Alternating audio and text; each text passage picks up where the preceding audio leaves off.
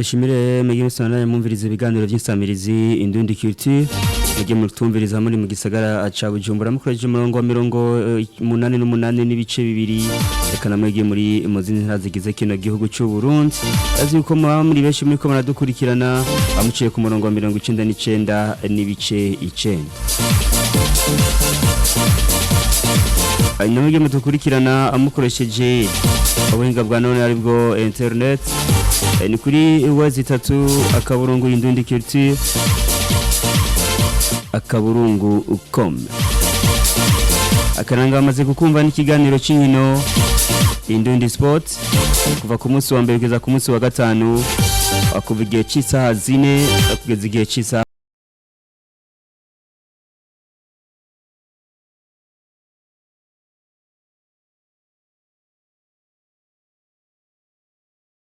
mwaka 2023 no kwezi kw'icenda akiza kuba gishimikiye kuzihengingo nkuru turaza guhera nga mu gihugu cyacu cy'u Burundi imihiganwa rikuru rya Primus League nayo kwaza bamaze kugaruka ku ndu yabo igira indu yihiganwa rya Primus League nga mu gihugu cy'u Burundi turaza kuraba inkino zo zitezwe ku munsi w'ejo abisa nuko zo bari hurukino ruzo bari kurahuza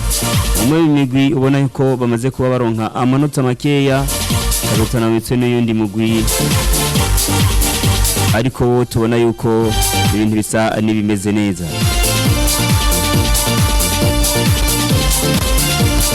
turaza kubandanyiriza ku munsi w'Imana no ku munsi wa gatandatu twavuye ku munsi wa gatatu tubandanyiriza ku munsi w'Imana atuze kurangirizwa zitezo zigera kuri 3 bazoca baza ku munsi wa kabiri hamwe no ku munsi wa gatatu abazwatiye kundwi igera indu yihiganwa ariko kandi kamenya neza yuko imigwi ibiri izoserukira igihugu cy'u Burundi ndikiraserukira igihugu cy'u Burundi mu nkino za Afrika n'umugwi wa Abumamuru n'umugwi wa Aigle uzi neza yuko umugwi wa Abumamuru ari wo mugwi watahukanye ihiganwa ryo ngaha mu gihugu cyacu cy'u Burundi sezo ya 2022-2023 bari ko raserukira igihugu cy'u Burundi mu nkino za CAF Champions League urukino rwa mbere rwo gutangura cyane mu round igera kabiri none mugwi wa Abumamuru ibintu bitameze neza mu gihugu cya Tanzania aho bari ko barakira uno mugwi wa Mamelodi Sundowns Bure ni ku munsi w'igenekerezo rya 30 uno mugwi wa Abumamuru tayari bamaze kubushika muri kino gihugu cha Afrika F aho no mugwi wa Mamelodi ugiye kuba wakira uno mugwi wa Abumamuru ni hagati yaho mugwi wa Aigle mu nkino za CAF Confederation Cup atayari banamaze kuba berekeza mu gihugu cha Tanzania aho bagiye kuba bakira uno mugwi wo mu gihugu cha Mali naho nyine bazotana mu mitwe ku munsi w'ejo zikurikino rwa mbere ku ruhande rwa Aigle bagiye kuba batsinda ibitsindo bigira kuri 2-0 none mugwi wo mu gihugu cha Mali ni mu gihugu wa Abumamuru ibintu bitari byoroshye mu gihugu cha Tanzania aho batsinzwe none mugwi wa Mamelodi tsindo bigera kuri 4 byose kubusa turaza kwandangiriza nga mu gihugu cy'u Burundi atuze kurabana cyane biri kuberavugwa mu nkino z'umupira w'amaboko muri basketball eka no muri volleyball naho nyine turaza guhaca tuze kuraba ibiriko birahavugwa ariko kandi si muri volleyball na basketball gusa turaza kuba twerekeza mu makinga ubona neza yuko ku munsi weje tayari baza bariko barakina ni ku ruhande rw'abatarenze imyaka 17 yaba ku ruhande rw'abigeme no ku ruhande rw'abasore no ku ruhande rw'abatarenze imyaka 20 ku ruhande rw'abigeme n'abasore n'abarenza imyaka 20 ku ruhande rw'abigeme n'abasore kazoba ariko bariruka ku makinga na bitaraza kuraba uko bizoba bitekanije na cyane yuko mu kwezi kw'icumi igenekerezo rya 22 ani mu kwezi kw'icumi igenekerezo rya 22 azoba ariko baratunganya ihiganwa ryo rwego rwa Afrika aho hari ibihugu bizoba zitezwe cyo turaza tubirabira hamwe turaza kuva ngaha mu gihugu cy'u Burundi cyatwerekeza ku mugabane wa Afrika tuze kuraba ibiriko biravugwa na cyane cyane mu nkino za CAF Champions League no mu nkino za CAF Confederation Cup, ariko kandi tuzakwerekeza ngaho mu gihugu cy'u Rwanda atuze kuraba uko bizoba byifashe no mu gihugu cya Tanzania. Turabona yuko hazoba hariho inkino ku munsi wa gatandatu, inkino zindwi igira kane mu higanwa ryo ngaho mu gihugu cya Tanzania. Tuza kuva ku mugabane wa Afrika cyatwerekeza ku mugabane wa Buraya, aho tuza kuraba ibiriko biravugwa mu mashampiyona atandukanye, shampiyona zitanu zikomeye ku mugabane wa Buraya. Mu gihugu cy'Ubwongereza ni English Premier League, turaza gukubitiraho tuze kuraba inkino zo bazitezwe. Muri Espagne ni La Liga, ni kuri uno munsi ya cy'isaha 3 aza ko ariko araba urukino hagati y'umugwi wa FC Barcelona, aza ko ariko aratana mu mitwe n'uyindi mugiza kukubarira. Mu gihugu cy'Ubutaliyani nawe turaza kuhakubitira aho no mugwi wa AS Roma ibintu bitari bimeze neza ku munsi w'ejo. Umugwi wa Jose Mourinho kubitwa ibitsindo bigera kuri 4, turaza kuraba ibyo bitsindo bigera kuri 4 n'uyuhe mugwi wagiye kuba uvyindiza ku munsi w'ejo. Turaza gukubitira no mu gihugu cy'Ubudage, atuze kuraba ibiriko biravugwa, ariko tutibagiye kwandayishimiye Yusufu Nyange umuno mugwi wa OGC Nice n'imihiganwa ryo mu cicaro ca mbere ngaho mu gihugu cy'Ubufaransa, imihiganwa rya Ligue 1.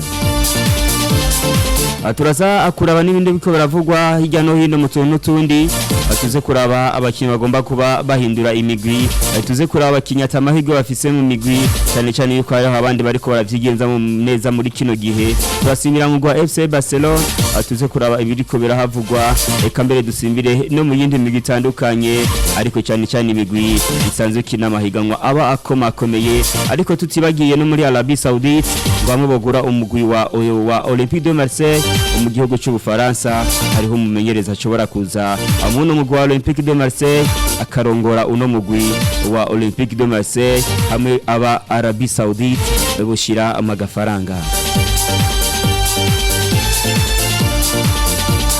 Sinyekiranya yuko ije amaze kuba uryumva n'Impunzimana Vesta muri kumwe kuri mikro ya mbere, ariko kandi nkuko bisanzwe ku munsi w'ejo nitwari kumwe mu kiganiro, ariko yamaze kuba agaruka. Turi kumwe na Bosingwa kuri mikoro gira kabiri, ndaguha ikaze. Reka ndakora muse Vesta, ndamuse n'abakunzi b'ikiganiro Ndidu Sport, ndibaza yuko ari benshi cyane gose bariko badukwikirana muri kano kanya, nkuko babizi rero yuko ni kiganiro cy'amagitangura isaha 4 gushika isaha 3. Nameze neza, navyuse neza, kandi ndi ready kwitanga no munsi mu kubashikiriza amakuru atandukanye nyine. Amaze kuva ko tuba turi kumwe na Bosingwa kuri mikro igira kabiri, ariko kandi kuri mikro igira gatatu turi kumwe na Boris asanzwe karimenyereza kuri zone nsamirizi Ndundi Kiti. Boris, ndaguha ikaze. Ndaguha ikaze Vincent. Meze neza? Ndameze neza, naho harimo akantu ka grippe gato ariko biraza gucamo. Okay. Amaze kumva turi batatu ni umwanya mutoyi, tuza twugurura n'akarongo ka telefone kuri 38 cyangwa 38 hama tuze dutangura ikiganiro cyacu twagiye. Babaza ati n'umutima mu nda, ari no mugwi wa Aigle uriko urakina inkino mpuzamakungu muri CAF Confederation Cup, kuko no mugwi watwahiganwa yitiriwe umukuru w'igihugu ngaha mu gihugu cyacu cy'u Burundi. Ubona ko finali yari yabereye muri ino ntara ya Muyinga kuri kino kibuga Umuco. Umugwi wa Aigle waza gutsinda byoroshye cyane no mugwi wa Bumamuru, biza gutuma umugwi wa Bumamuru witwarira igikombe. Uno mugwi wa Aigle muri antunga witwarira igikombe cyawerekeza mu nkino mpuzamakungu muri CAF Confederation Cup. Umugwi wa Aigle urukino rwa mbere na cyane cyane round igira kabiri nivyagiye kuba byoroha imbere y'uno mugwi wo mu gihugu cya Mali, Stade Malien, aho urukino rwarangiye ari bitsindo 2-0. Bosingo umugwi wa Aigle ugiye kuba wakira uno mugwi wo mu gihugu cya Mali ngaha mu gihugu cya Tanzania ku munsi w'ejo, aho ni nyuma yaho basinze ibitsindo bigera kuri bitwitege ku munsi w'ejo hagati y'uno mugwi wa Stade Malien wo mu mugwi wa Aigle. Ego Vincent, ni ku munsi kuva ku munsi wa gatandatu n'umugwi wa Aigle naho niwo wafata urugendo werekeza hariya i Dar es Salaam kwitegurira urukino rwo gusubiriza rugiye kubahuza n'umugwi wa Stade Malien yo mu gihugu cya Mali. N'urukino ruza kuba rukomeye, n'urukino ubona yuko umugwi wa Aigle Nord the Fighters uza kufisa ishaka rirenze bivanye n'ingene ubona yuko byokunda yuko usubiza bino bisindo bibiri basindiwe hariya mu gihugu cya Mali, kuko ngira warumvise na interview y'umumenyereza wa Aigle Nord the Fighters Vivier Bahati aho yariko yidogera abahagarikizi bahagarikiye rujya rukino, aho havuga yuko atemeranya n'ivyo abahagarikizi bahisemwe mu gutanga penalty zigara kuri zibiri, ari navyo vyatumye uno mugwi wa Aigle Nord the Fighters usindigwa hariya mu gihugu cya Mali ibisindo bigera kuri ibisindo bibiri byose kubuza. Ni Vivier Bahati wabona yuko avuga yuko wewe bikunda yuko basubiriza mu ndumane uno mugwi wa Stade Malien, kandi birashoboka Gavenza, birashoboka kuko n'umugwi wa Aigle Nord the Fighters nakubwiye yuko kuva ku munsi wa gatandatu uri mu gisagara cha Dar es Salaam uriko witegurira runo rukino rukomeye cyane gose go gusubiriza. Ni n'umugwi wa Stade Malien naho ukomeye, ariko ni n'umugwi wa Stade Malien biboneka yuko birashoboka yuko tuusubiriza mu ndumane, cyangwa se umugwi wa Aigle Nord the Fighters usubiriza mu ndumane ukabasinda nabo nyene ibisindo bibiri kubusa. Biraboneka kandi yuko ni na Stade Malien idafise ubusatirizi, tuvuge ko ari ubusatirizi bukomeye bivanye n'ingene ubona n'ubusatirizi bwagiye kuronga ibisindo bibiri biciye ku buryo bwa penalty, biciye no ku buryo ubona yuko abahagarikizi batigeze babifatamwe neza nkuko abigeze kubona rujya rukino bariko babishikiriza mu bantu batandukanye ndetse no ku mbuga zitandukanye. Ni Aigle Nord the Fighters rero iza gutana mu mito no mu Stade Malien uno munsi izere igeza 9:30, ndibaza yuko ku munsi uno munsi Aigle Nord the Fighters idakuvyitwaramo neza, itavyitwaramo neza ifume basinganya, ariko nakundi ariko ico Vivier Bahati yari yemereye abarundi n'abanyamakamba cyane cyane yari yabemereye yuko tugiye kwandika amateka mu kuja mu mafaze do pool yigano rya CAF Champions League cyangwa Confederation Cup. Abolisi bashakunda yuko Aigle Nord ishobora kwitwara neza muri kino gihugu ca Tanzania bakaza gukura mu mugwa batsinze ibitsindo bigera kuri 2 kubusa nka Stade Malien kuri no musigaye cyisa 9.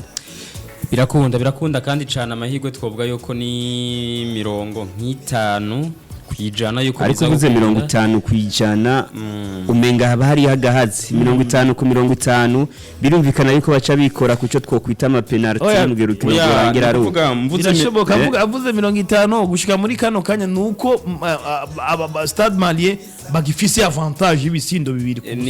nivyo nagira ngaruke ko no kuvuga Stade Malien dutsinda ibisindo bibiri kubusa, kuvuga bo barondera kunganya gusa ikintu baje gukora niyo draw yonyene baje guhiga ibisindo bibiri. Harimo ico no kwita nka intervalle nini hagati y'igitsindo ca mbere n'ca kabiri, ushobora kuzuka gombora igitsindo kimwe nabo bakagutsinda bikaba kimwe ni 50 kuri Aigle Noir mu gihe yaramuka igize gute ibatanguje igitsindo bakaza kuza bahiga ica kabiri, kuko mu gihe twa dutsinze biri kubusa birumvikana yuko twoja hehe twobandanye dukina. Ikintu kuva ejo namye mvuga nuko Aigle Noir yogira gute yo kwirinda kuza gutsinda igitsindo hakiri kare, kuko biraza kuza kubakura muco twakwita mood, biraza kubakura muri esprit yo kuza ugombora, kubera ko nimba waratewe umusumari wa mbere ugategwa kabiri bakaza kandi baguterwa gatatu biza kuba bibaye nka match za kubibaye termine.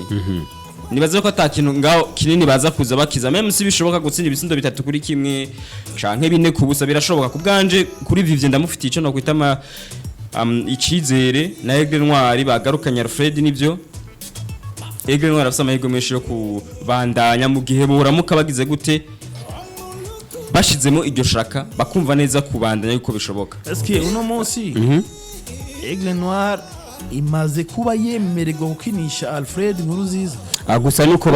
barajanye nabana bakina barajanye kuko uno ku munsi hari ku munsi wa kabiri nariko nganira na Vivier Bahati ambwira yuko babisavye CAF nibiramenyekana yuko CAF ntirabishura niyabishura CAF barashobora guca bakinisha no mu ariko biri kose baba kwiye kubishura kanya batabishura batarabishura kugeza ku mwanya CAF peut-être peut-être barabishuye barabishuye ndiko narondera Vije Bahati ku murongo wa telefone ariko sindiko ndamuronka ariko Vije Bahati ku munsi wa kabiri yari yambwiye yuko bakirindira inyishu ya kafu batanze yuko bashaka kumukinisha peut-être kafu imaze kubitanga inyishu nziza kandi humuriza abakunzi b'umugwi wa Aigle Nord Fighters. Kubganje Vincent mu gihe yoba kinye byo barakarusho kadasanzwe kubera ko ingorane bagize kuri match iheruka no kutagira uwo mwatakaza kugora defense ya Stade Malien ko Stade Malien numwe mu mugwi twakwita yuko ufise amateka kubarusha ukaba nkako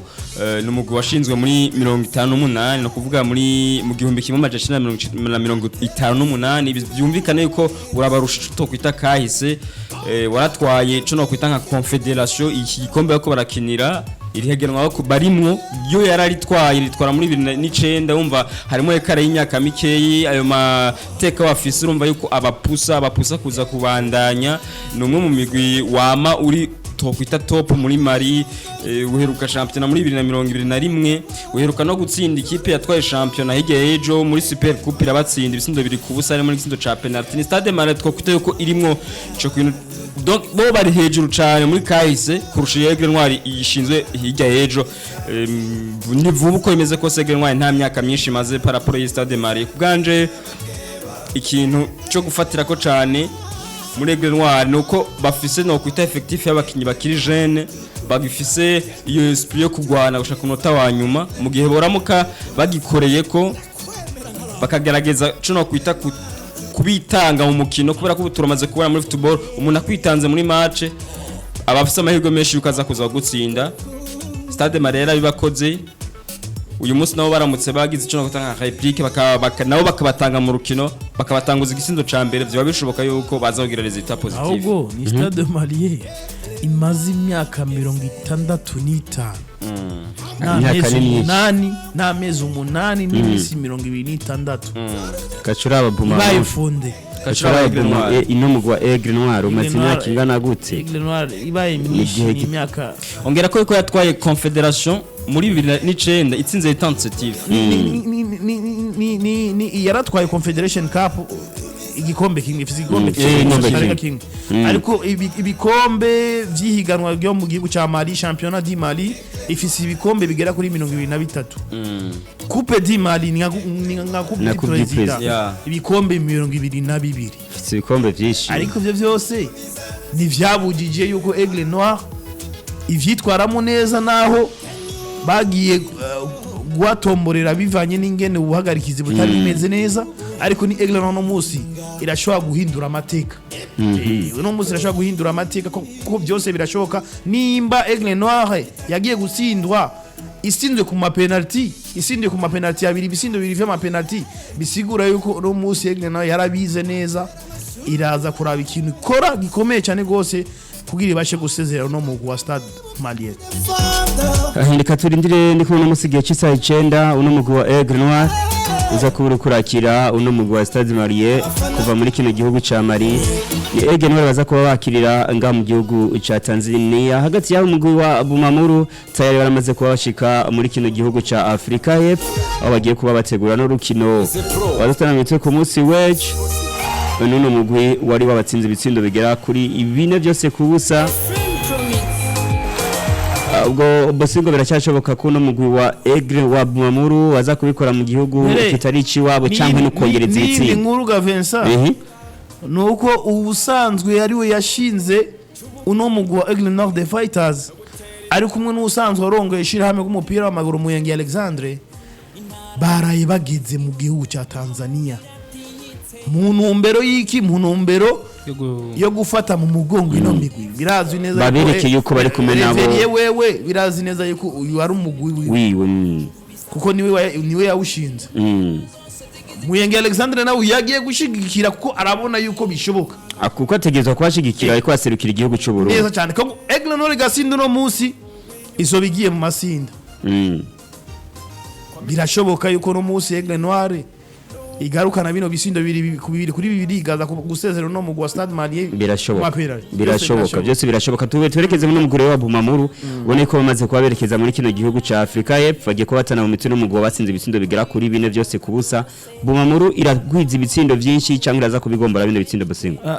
kuri jewe Bumamuru hajya tayari byararangiye bagiye kubikwizaho ndavye n'ibibazo no mu gwa Bumamuru umaze iminsi ufise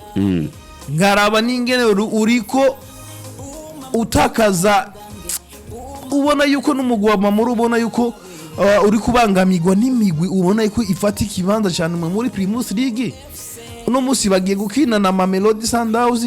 ifise amateka dasanzwe akomeye ku mugabane wa Afrika muri zino nkino za CAF Confederation na Champions League kuri jewe sinibaza yuko Bumamuru no musi iza kubikora imbere ya Mamelodi Sundowns bivanye n'iki bivanye n'amateka ati bivanye n'amateka kuri Bumamuru ndabona yuko ngo bataza kuba baza gutsinda uno mugwa wa Mamelodi Sundowns cyane ko babatsinze ibitsindo bigera kuri bine bari mu gihugu ca Tanzania ku munsi w'ejo twari twabigarutse ko witwa Boris yavuze ati ubu bagiye kuba bagwiza ibitsindo ku munsi w'ejo twarabigarutse ku mwanya utari muto Boris ko biri kose ndazi ko atarahindura bagiye kuba basorora mu minota 3 simvugo ni yahindiye nibaze ko twabikura muri terme y'iminota 3 ahubwo tukabishira muri terme y'urugamba urugamba rwo kwikingira ko kudashaka kumaramara kuba baratsinzwe ibitsindo byinshi muri Tanzania bine kubusa ni kubera ko buguruye barakina bahura n'ikipe iri ku rwego mpuzamakungu Mamelodi Sundowns ikipe iruka champions zo muri South Africa urumva ikipe ifise swad y'abakinyi benshi muri bo baja mu mugwi serukira gihugu urumva umugwi uri kurategura ihiganwa rikuru gusumba ayandi muri African Super League urumva umugwi udasiba na rimwe muri Champions League ya Afrika wanashaka ukunda kugera kure ufise objectif yo kuza kuyitwara umugwi wama utegura ico no kwita nk'inkino za kivandimwe zo rwego mpuzamakungu ko barategura inkino bagakina n'imigwi ikomeye akaro barakinye za FC Barcelona mu myaka yeruka urumva ni Melody muri kote zose nuvuga area muri mu duce twose wocamwe usanga iruta Bumamuru inshuro ijana kwijana numugwi usanzwe ufise abafana benshi twokwita nk'uwa gatatu muri South Africa inyuma n'ivyo ya Orlando Pirates ya Kaizer Chiefs hamwe na Mamelodi meme usanga basa nk'abanganya abafana uvuye muri Tanzania bakunyagiye bine kubusa nivyo wase kudefanda uzineze yuko bakurusha haba muri defense barakurusha muri mediane barakurusha muri attaque barakurusha bafise Sharulire yadutsinze muramwibuka umwe bataka beza tokwita nka muri 10 ba mbere bari muri Afrika gushika uyu munsi ufashe ba Mayere ugafata aba ba Sharulire ugafata nabandi benshi rogenda urashira hamwe uza gusanga Sharulire biragogira ntumushiremo muri abo bataka iyo kipe rira mufise Mamelodi Sundowns yagutanze gushika muri Tanzania kandi ari uteza kumwakira cyo ni kibazo gikomeye iyo akona kantu kaza kabivura yuko ni kipe iri tayari izivyirikira higa byose uri Bumamuru mu mutwe ntiwashizemo neza yuko uje kugira gute guhiga qualification mu mutwe washizemo yuko uje gukina na Mamelodi sivyo ngo yirushe kirazira kubwanje erere bakoze muri match ya mbere niyo kugurura urukino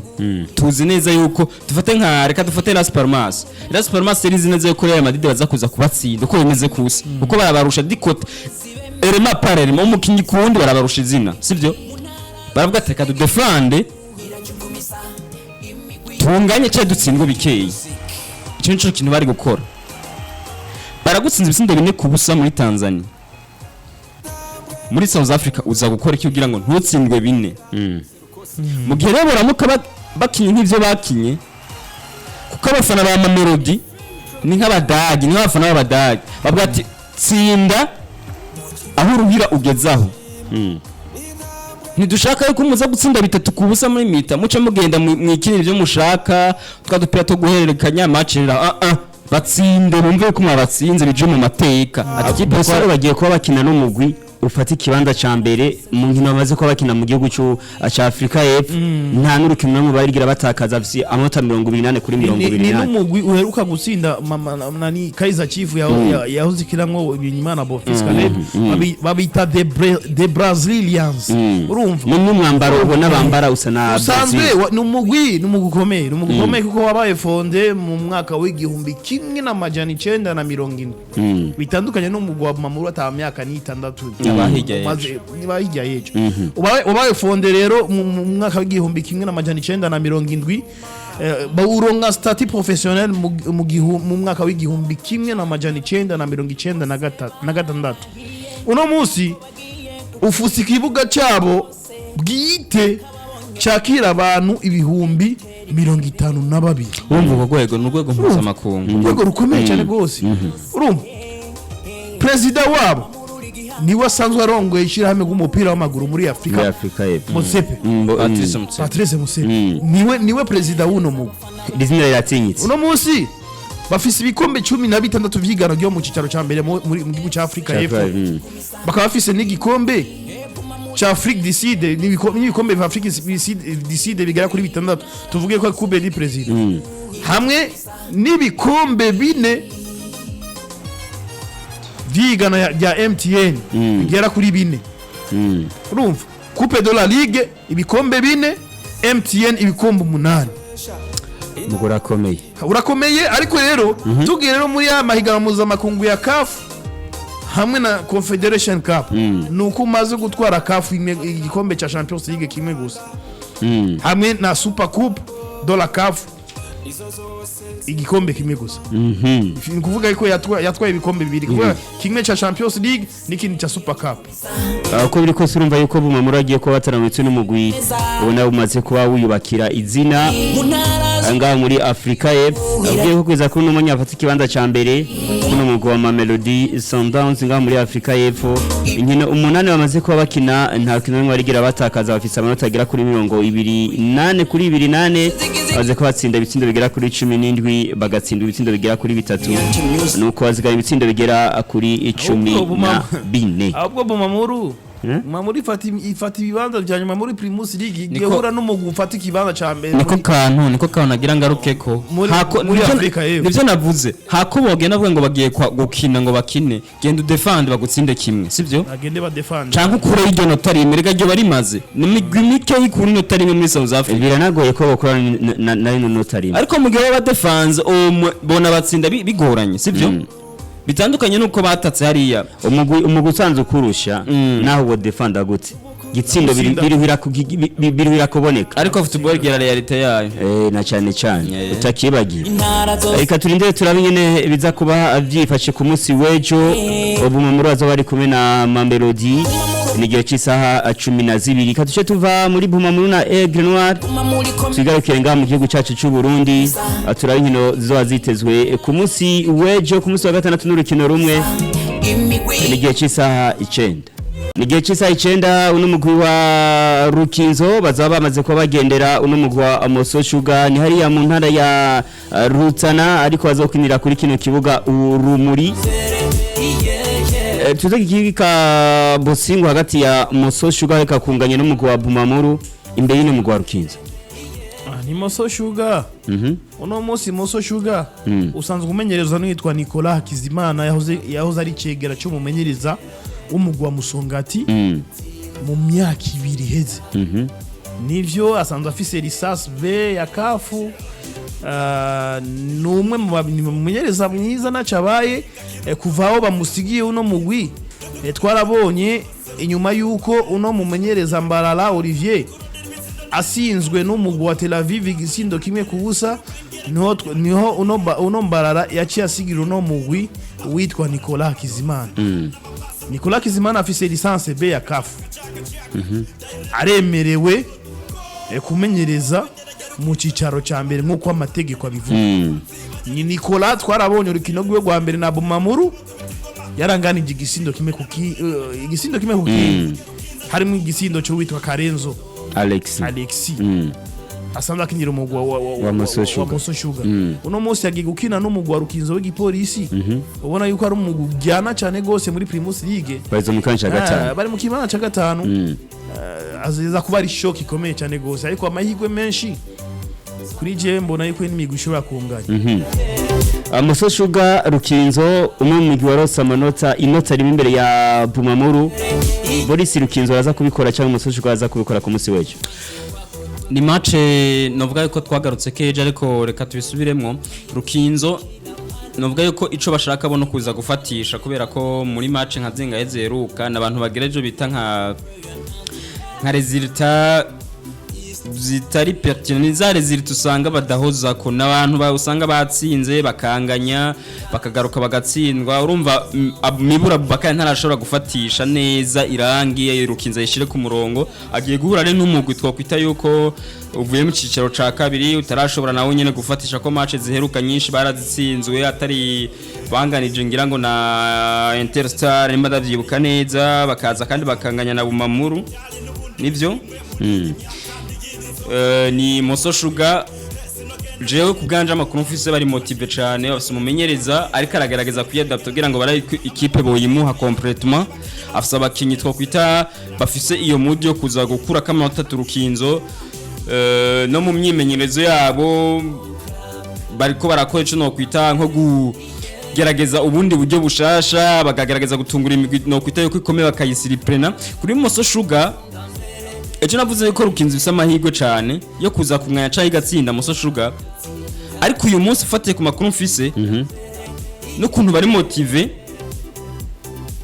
bivuga yuko n'akantu gashobora kuba kongewemwo mvuze akantu ngira wumvise ico nshatse kuvuga nacumvise prime do match ya uvuye kuri Bumamuru ku igenota rimwe kenshi imigwi y'icaro ca kabiri ikunda kuba gutegwa intege n'ico kintu gukura inota cyane gutsinda imigwi ikomakomeye biramotiva abakinyi cyane uyu munsi two turavuga Karenzo Alex umukinyi avuye mu cicaro ca kabiri kubera ko yinjije igitsindo Bumamuru agarutse mu mamedia cyane ariko no mu mwaka uheze niwe yabaye umusatirizi mwiza yinjije ibisindo byinshi mu cicaro ca kabiri ariko turi muri Primus League Primus League uzi neza yuko igira bataka benshi ntiburi umwataka ni buri umwaka yigaragaza natwe dusanzwe tumenyereye uyu mwaka rero why not dashobora kuba Karenzo Alex urumva ni Moso Sugar novuga yuko ako kantu yuko batanguye kwitahura bashobora guca bagatangaza Rukinzo bakayitsinana rya bazo bayakiriye Sugar sanga baranganije ku bwanje Moso Sugar akizere kagarutse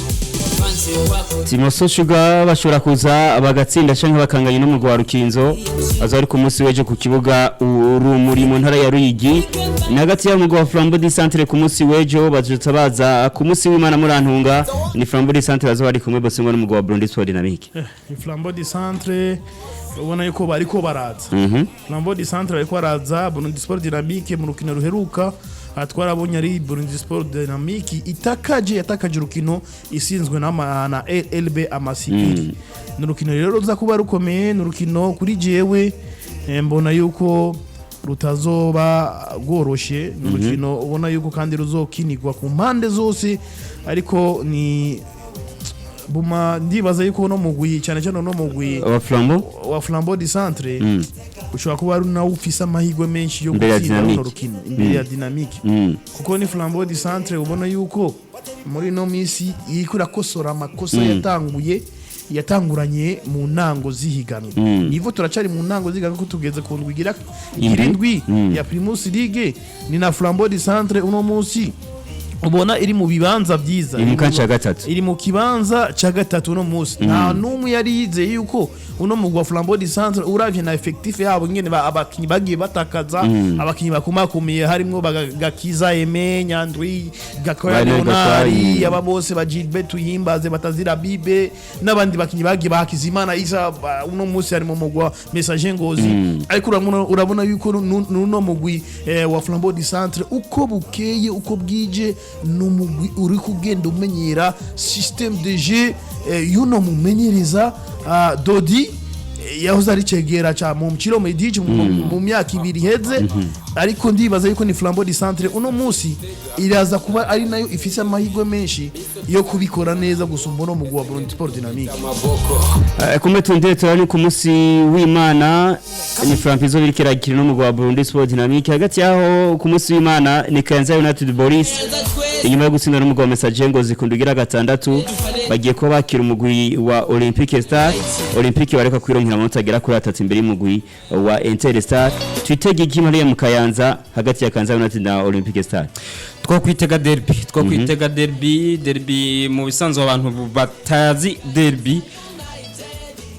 ni urukino rubamwe bitangaza kurusha umugwi ukomeye nukuvuga urushora kwizera ngo uyu mugwi n'uyu urakomeye dufite nk'ubu Olympique Star uri mu bihe bibayabaye kurusha Kayanza United naho nabo batari mu bihe byiza Kayanza United ivuye gutsindwa batsinzwe mu buryo batumva banahushije penalty bageze imbere ya Olympique Star imuyinga nakajyo keza ko kuza gutsinda uwo no kwita nk'umukeba kubera ko bavuye muri derby bagiye mu yindi kandi cyo tuzi nuko derby igira cyo no kwita nka realite yayo abantu benshi bazi dufata nka classico bazi neza yuko ikipe ibiri mu bihe bibi muri classico hagati ya Barcelona na Real Madrid ni itsinda kenshi uyu munsi Gustave niyo ntarashobora guhuza effectif nshasha n'ubwo abakinyi bashasha yasinyishije ndavuga Kayanza United ntibarashobora guhuza ijana kwijana n'imikinyero yiwe ntibarashobora kuyakira ijana kwijana ariko bagiye muri derby bitandukanye na Olympique Star nayo ivuye gutsinda n'ivyo Interstar twagarutse kibazo byayo ijya nino tutosubiramwo Olympique Star iheruka gutakaza umenyereza urumva uko bemeza ko sinimigwi isangije utubazo tutokwita duto kuko umumenyereza n'abakinyi batarahuza urumva yuko n'utubazo tunini hagati iyo migwi ni kintu tokwita nini nka twita nka facteur comme n'ibintu basangiye kuri no match twokwita nka derby ejo tugaruka gucunga kwita nka statistique na n'inkino nyinshi zeruka kubahuza twarabonye yuko kenshi gashoboka resultat iva muri no match ni bitsindo byinshi ni 3-1 ni 2-2 bagacishamo bakanganya ubusa ku busa ariko gake ni Kayanza United twabonye yuko iri mu favori kurusha kuri Olympique Star kubera ko John ndavyibuka neza muri match 10 ziheruka nyinshi muri zo Olympique Star yarazitsinze izindi barazinganya Kayanza United tsinda zike uko bimeze kose iyo ni facteur iza kujisifya yuko muhira Olympic Star ifise amahirwe menshi kurusha Kayanza United narijya Kayanza United batarahuza ijana kwijana mu byo bakina ikiza kuba gisigaye ni Gustave niyo nkuru yitwaye no byita neza imbere ya Message ngozi ikabatsinda mugabo bakinye twokita batabarushije ikintu tuza kuba turindiye no kuza kurabira hamwe nimba ivyo bintu yakinye kuri Message ngozi yukaza gusubira kuvyapika akitwa neza kuri Olympic Star akayiprofita mu tubazo twa hato na hato ifise akaza kubikura kamera 3 kubwanje ndamana yuko ino match resultat ishobora kuvamwo ishobora kuba draw ntiya kimwe ati resultat ishobora kuvamwo ishobora kuba draw gitsinde kimwe ku kindi akumbure turindire turabe ni ku munsi w'Imana mu ntara ya Kayanza uno mugwi wa Kayanza unazo bari kurakira uno mugwi wa Olympique Star kuri kino kibuga Gatwaro ni hagati yaho mu ntara ya Cibitoki kuri kino kibuga Urunani Bosingo n'umugwi wa Vitaro uzocuza wakira mu migwi barizwa mu kibanza ca nyuma Magara Young Boys twitege yuko Magara bagiye gusorora amanota 3 nkuko vyana ni bimereko kabisa nkuko vyana ati ni bimereko nkuko bagiye guhura n'umugwi ufise inyota yo gusubira gutwara igeno rya Primus League baheruka Vitaro iheruka gutwara igikombe guserukira igihugu mu mwaka w'ibihumbi 2018 aho yagiye guserukira igihugu mu mahigano ya Coupe de la Confédération garuka championnat muri championnat muri 2015 gusohoka nk'abantu bagiye guserukira igihugu mu mwaka w'ibihumbi 2018 Vitalo no munsi imaze kuba iriyubaka neza yaragarukanye perezida wabo wa kera ari nawe Jamal Sefu yakoze amateka anabaha n'igikombe cya Sekafa cy'umwaka w'ibihumbi 2023 cy'umwaka w'ibihumbi 2013 kuko ndibuka yuko nige uno mugwi wa Vitalo twara Sekafa na jewe nari muri effectif twari turongowe nuno Jamal Sefu mu gicegera ciwe yari Evariste Mukurarinda yahoze ari perezida wa Vitalo mu mwaka uheze uno munsi ni Jamal Sefu amaze kugaruka mu mugwi wa Vitalo tayari Vitalo imaze gutwara igikombe ca mbere cha Nkurunziza Cup aho yagiye gusindira mu mugwi wa Flambeau du Centre yari Makamba finale ya Nkurunziza Cup igikombe bakizaniye Bujumbura bagihereza bagishikiriza usanzwe arongoye igisagara cya Bujumbura maire de la ville Jimmy Hatungimana uno munsi Vitalo inyuma ya kino gikombe Vitalo yagiye mu Rwanda inganya n'umugwi ukomeye na Rayon Sport umugwi ufise amateka mu gihugu cy'u Rwanda unafise n'abakunzi benshi cyane warabonye ingene witwa Kesi Jordan witwa Kesi